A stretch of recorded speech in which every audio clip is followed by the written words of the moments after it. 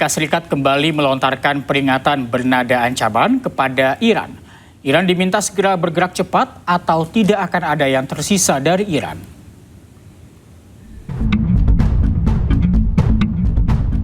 Ancaman Presiden Amerika Serikat Donald Trump terhadap Iran disampaikan di akun media sosialnya pada hari Minggu kemarin. Amerika meminta Iran agar segera bergerak cepat atau tidak akan ada yang tersisa dari Iran. Amerika menegaskan waktu sangat penting. Ancaman ini dilontarkan saat Presiden Amerika dijadwalkan berbicara dengan Perdana Menteri Israel. Sebelumnya, Amerika juga memperingatkan bahwa awal pekan ini gencatan senjata berada dalam kondisi kritis. Sementara itu, media Iran melaporkan bahwa Amerika gagal memberi konsesi konkret apapun dalam tanggapan terhadap proposal terbaru Iran untuk mengakhiri konflik. Kurangnya kompromi dari Amerika bisa menimbulkan kebuntuan negosiasi. Iran menyatakan siap membantu memulihkan stabilitas jalur energi dunia. Namun Teheran menegaskan hal tersebut bisa terjadi jika eskalasi militer dihentikan dan blokade maritim dicabut.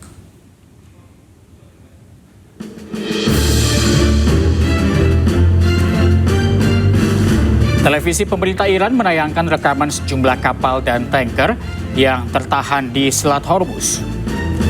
Meski begitu, rekaman tersebut belum dapat dipastikan waktu dan lokasinya secara independen.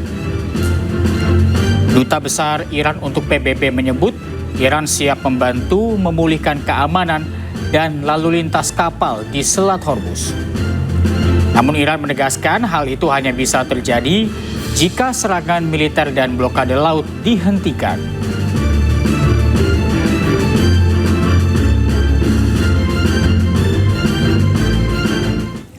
Berebut uranium dianggap menjadi pemicu meletusnya perang antara Amerika Serikat, Israel, dan juga Iran.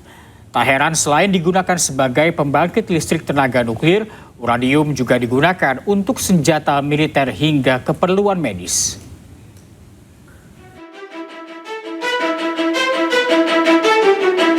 Hampir 100 hari perang antara Amerika Serikat, Israel, dan Iran berlangsung. Salah satu pemicunya adalah keinginan Amerika Serikat dan Israel menguasai uranium yang dimiliki Iran. Uranium adalah logam berat sumber energi. 1 kg uranium setara 3.000 ton batu bara. Sebagai negara dengan kekayaan alam yang melimpah, Iran diketahui memiliki cadangan uranium yang telah diperkaya hingga 60%. Level ini dianggap sangat sensitif, mendekati level 90% atau level tingkat senjata berbahaya. Tidak heran jika Amerika Serikat dan Israel berambisi menguasai uranium Iran. Sebagai sumber energi super besar, uranium memiliki banyak manfaat. Kegunaan uranium paling utama adalah sebagai bahan bakar reaktor nuklir dan pembangkit listrik tenaga nuklir. Reaktor nuklir dapat menghasilkan energi listrik super tinggi. Uranium juga digunakan sebagai bahan baku pembuatan bom nuklir. Senjata nuklir berdampak radiasi mematikan bagi makhluk hidup. Uranium juga digunakan untuk pembuatan kapal selam hingga kapal perang. Tidak hanya untuk keperluan perang, uranium digunakan untuk keperluan medis. Uranium menghasilkan sumber energi yang diperlukan untuk berbagai prosedur medis. Selain itu, uranium juga bermanfaat bagi industri energi hingga penelitian. Saking banyaknya manfaat uranium, tak heran negara-negara berkembang mengolah uranium hingga mencari incaran dunia, salah satunya Amerika Serikat dan Israel. Perang Amerika Serikat, Israel, dan Iran sudah berlangsung sejak akhir Februari. Berbagai perundingan sudah dilakukan, namun hingga kini belum juga menemukan titik temu.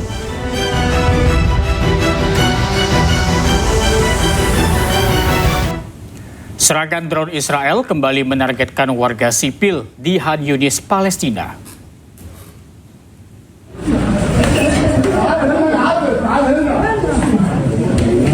Sebuah drone militer Israel menyerang sekelompok warga sipil di pusat kota Khan Yunis. Akibat serangan tersebut, 1 pemuda tewas sementara 4 lainnya terluka. Warga dan petugas medis langsung menolong korban dan membawa ke rumah sakit.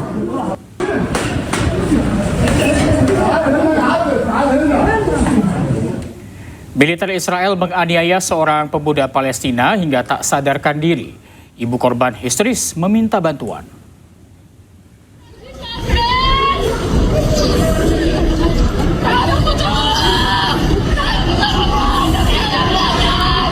Seorang pemuda tergeletak di jalan dalam kondisi tidak sadarkan diri di tepi barat Palestina. Sementara 3 militer Israel hanya berdiri di dekatnya. Pemuda ini pingsan setelah militer Israel menganiaya korban yang tengah berjalan. Warga pun berusaha menolong setelah mendengar teriakan ibu korban.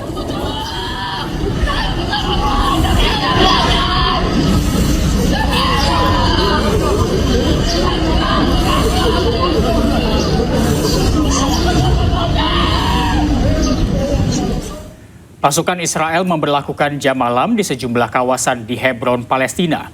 Kondisi ini terjadi di tengah meningkatnya ketegangan di wilayah tersebut.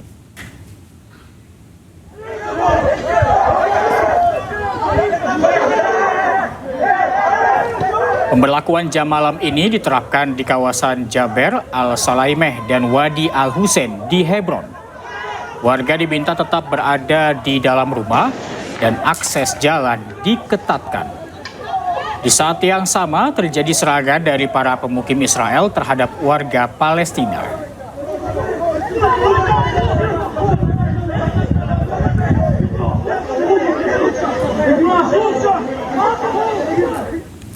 Dua anak Palestina diusir paksa oleh tentara Israel di kota tua Hebron, Palestina.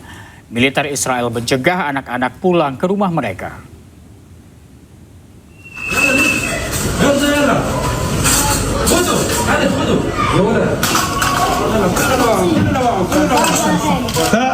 Anak-anak Palestina yang hendak pulang ke rumahnya dilarang dan diusir oleh militer Israel bersenjata lengkap yang memblokade permukiman di kota tua Hebron. Kedua anak ini terpaksa berputar arah, namun militer Israel ternyata tetap tidak mengizinkan mereka untuk kembali ke rumah.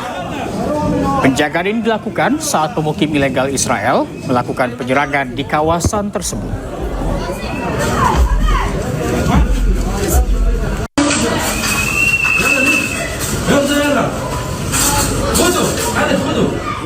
Setelah 2 kali menepi akibat tingginya ombak, kapal Global Sumut Flotilla terus bekerja keras melintasi lautan Mediterania.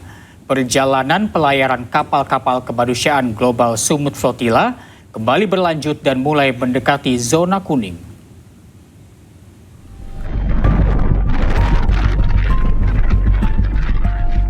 Bayang-bayang intercept pasukan Zionis Israel terus menghantui tim relawan kemanusiaan Global Sumut Flotilla dalam membawa bantuan kemanusiaan untuk warga Gaza. Bahkan dalam sebuah berita di salah satu media Israel menyatakan bahwa pasukan laut Israel telah mempersiapkan diri untuk menghalau pelayaran kapal-kapal kemanusiaan.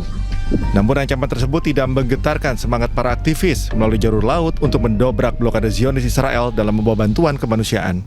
Setelah 2 kali kami terhenti akibat gelombang laut disertai angin yang cukup kuat, kini kami mulai berlayar kembali dan diperkirakan dalam 24 jam ke depan kami akan memasuki zona kuning, di mana pada pelayaran tahun lalu di lokasi itulah kami diculik oleh pasukan Zionis Israel. Harapan kami tidak ada lagi penghadangan yang dilakukan pasukan Zionis Israel, sebab misi kami adalah misi kemanusiaan tanpa kekerasan. Kami hanya membawa sejumlah bantuan kemanusiaan. Lebih dari 500 peserta dari 70 negara yang terlibat, sebanyak 9 diantaranya merupakan warga negara Indonesia yang ikut ambil bagian dalam misi ini.